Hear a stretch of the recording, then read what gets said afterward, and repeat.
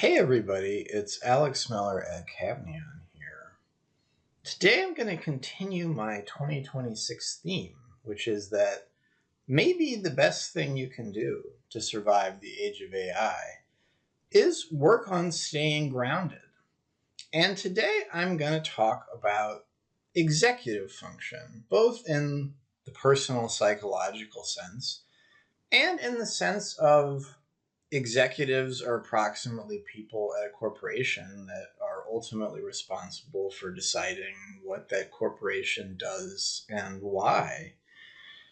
I would start with the very humble observation that AI can only do so much to decide what we want to use it for and to take initiative to start doing it. At some point, a human being, at least into the foreseeable future, is going to have to decide at some moment to set up some process to have AI do something, hopefully with some attention towards a particular end that is desirable. And this is a great segue to pointing out that the role of the human in the AI system, once again, on a personal or business level, is a lot like the executive function in psychology. What do we want to do and why? What is a bad thing that could happen that we don't want to happen? What are the different bits of information that the AI is supposed to be paying attention to when it accomplishes this task? So there's the personal end user version. I'm trying to make a decision with AI, plan something with AI, write a document with AI. I still have to decide what is in and out of bounds for the AI while it is doing that.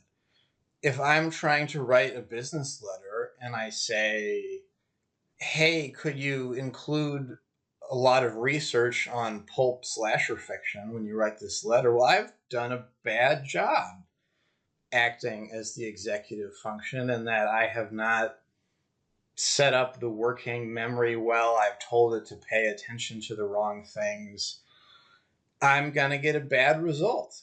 And then similarly, if you're the executive character at a business and you're setting the frame for what an AI system is supposed to accomplish, it's really important to have discipline about what kind of information is going in. What is this system supposed to accomplish? What is good? What is bad? What do we not want it to do? What are those kinds of boundaries?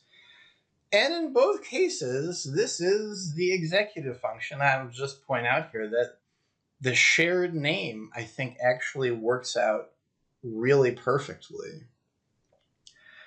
I would argue, and I think if you think it through yourself, you'll agree, there is only so much you can do to lean on AI to help you with your own executive function.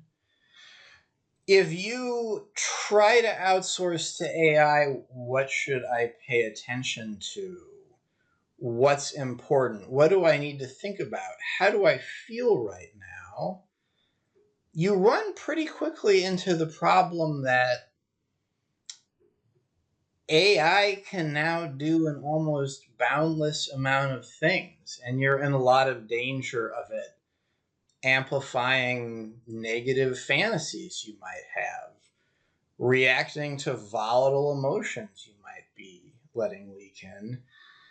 And the example, once again, that you see in the media all the time that corresponds to this is AI psychosis, where people not only are picking up bad, incorrect knowledge, believing they have a cure for cancer, for example, but more subtly and less discussed, picking up bad emotion and priorities to drop what they're doing right away, to abandon humility and discrimination about the cure for cancer they believe that they have.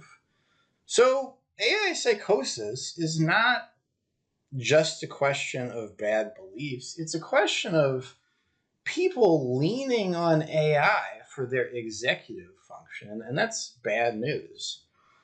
Since this is also a business conversation, you can see similar things with some negative outcomes with AI systems at large corporations where these things are cut loose without oversight. They do not have good systems of guardrailing, and then they do really negative things, often kind of run away doing really negative things that reflect poorly on the business.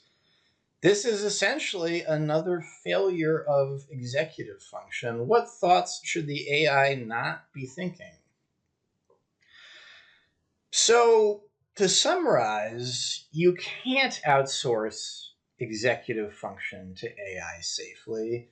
The human being is the source of executive function for practical purposes. And if you want better executive function for your AI, what do?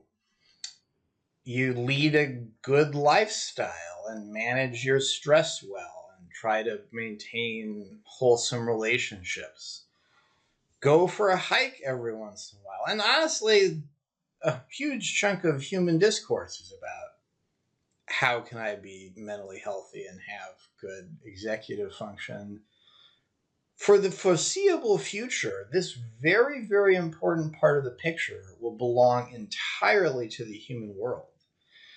And I would advise you, and I will advise you again next week, if you're anxious about AI, well, think about getting your life in order independent of AI and try to bring that sober mind to the things you do with AI.